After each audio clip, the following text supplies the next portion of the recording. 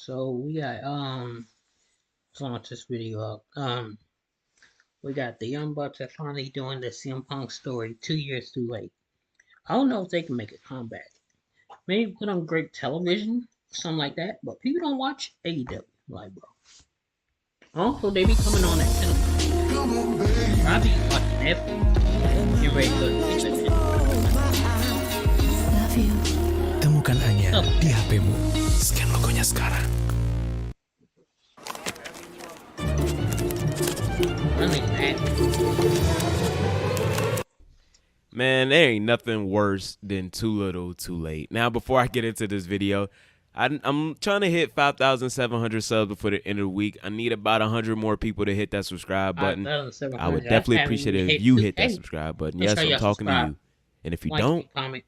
something very inconvenient go happen to you, man. Like you go get the sniffles this week or something. You go have like a headache at the worst time. I don't know, but something very inconvenient go happen to you if you don't hit that subscribe button, man.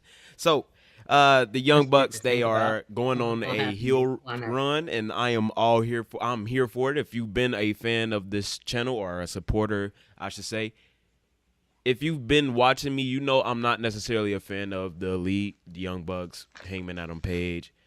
Who's the other guy? Kenny Omega. Yeah, I'm not necessarily a fan of those guys.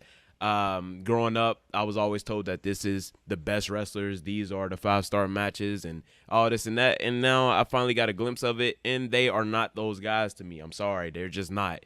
But this heel run that they're going on, I'm here for it. You know what I'm saying? Has it been the best? Absolutely not. Has it been what it should be? Yeah, No. Has it even been like, good? Great, and then I checked Maybe them out, not. and I was like, They're not doing they okay. everything the way it should be done, but for them, it's good. You know, we all know that they're jerks. We all know that they are, in a way, like passive aggressively power hungry. So they throw their weight around in a passive aggressive way. Just look at how they did CM Punk. Look how they alienated Cody Rhodes. So when you think about bringing that on screen, like the same way with Adam Cole, I am all here for it. Now the problem is they still don't know how to work. They still don't know how to make everything logical. They don't know how to make everything make sense. So last week they did something that I loved, and I didn't even notice this. Like I love the fact that they wore the white suits and made Darby Allin and Sting bleed. But I didn't realize that was like some people have done that before. And now that I think about it, CM Punk and MJF just did that like 2 years ago. Like I think MJF wore a full white suit, and then he had the picture with him and Punk on it, and he made sure he was all bloody. And even CM Punk had on a white shirt. And I just thought of that, like, oh, that's been done before. So I think, correct me if I'm wrong in the comments, it was actually a Jim Cornette like idea. Like that's something he did. So they kind of just copying people, but it made sense. I liked it. So Darby Allin came out this week to kind of get some revenge, but then the guys ran out. They before that they had a little scruffle with Tony Schiavone. It looked like they were about to hit the BTE trigger on him. And, Darby Allin interrupted that, but then Darby Allin proceeded to just bury the company. I guess this was a better pipe bomb than MJF's pipe bomb. So he brought up how the initial statement or the initial goal with AEW was to, I guess, just be a place for everyone to be free, but it kind of changed, and that's true. That's true. It's the same thing in WWE. It's the same backstage politics. It's the same backstage just incompetence as WWE. Everything that people hate about WWE is the same thing that's going on with AEW. Terrible storylines, terrible booking. The tag team division is garbage. It's just that nothing is logical. Even the wrestling isn't logical, but, it's a problem when it's WWE, but not so when it's AEW, I guess. So, Darby Allin mentioned all this and how he like begged for a job from them guys.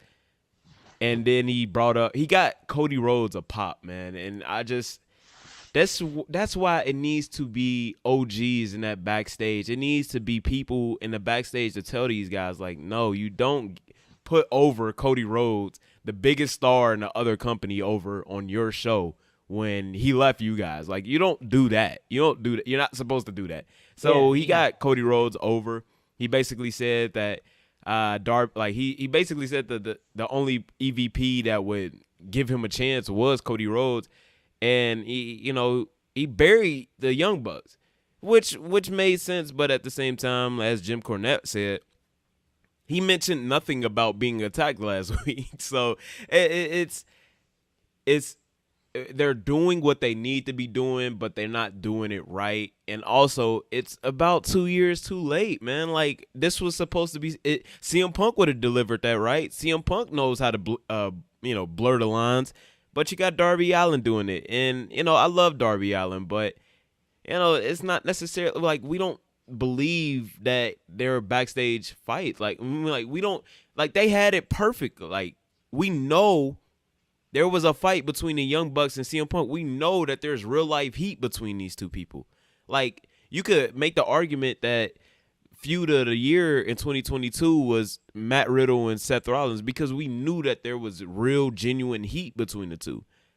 But when you kind of just forcing Darby Allin into CM Punk's spot when it should have been CM Punk, and it would have been better if it was CM Punk, that's tough, man. That's tough. And that's why, unfortunately, this company is, they missed the mark, and I think that was their way to bounce back from Cody Rhodes leaving. If they would have did a 6-man feud between FTR and CM Punk, or FTR, CM Punk, and the Elite, that company would have bounced back. But they've never bounced back from. People think that Brawl Out was the end of AEW or the beginning of the end. No, it was when Cody left. When Cody left, you lost your foundation. So this house has been crumbling for years now, and unfortunately, that was their chance to bounce back. That was their chance to make the most money.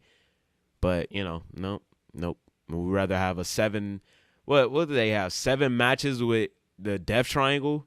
It just, like I said in my previous video, man, you gotta have stories. You gotta have emotional investment. That's great that you can have a 5-star match, but what's going to keep people tuning in next week? Another 5-star match? No.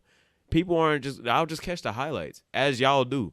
Y'all just chop up these videos. That's what AEW fans do. They just chop up the videos and present it to us and make it seem like it's the greatest thing ever. That's it.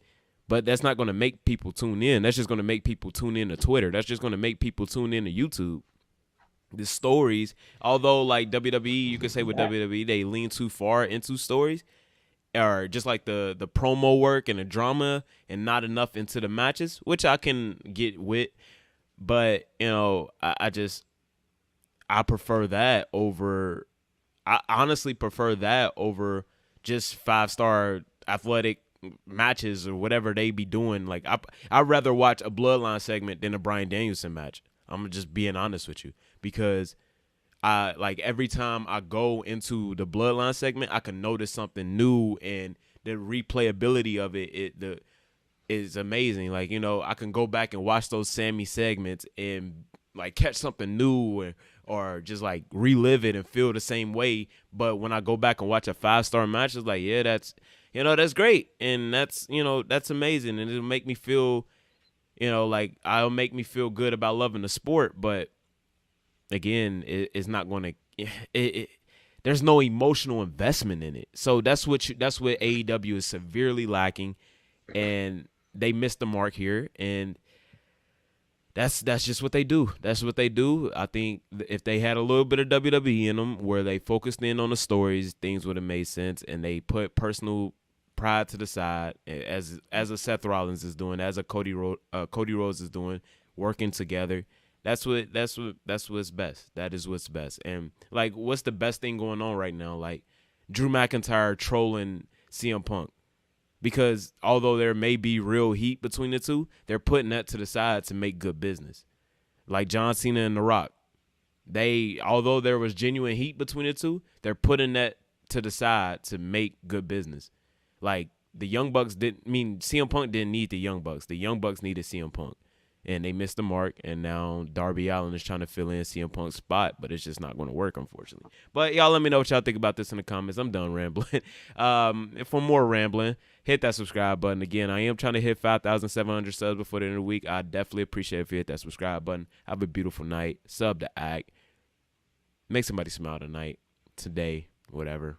And don't make them smile too much. You know what I'm saying? You don't need to be having babies out the wazoo. Have a beautiful night. Sub to Act. Peace. Alright. Thank y'all for watching. I'm gonna see y'all in the next one. I wasn't too interested, but I don't know. People are, so that's nice, right?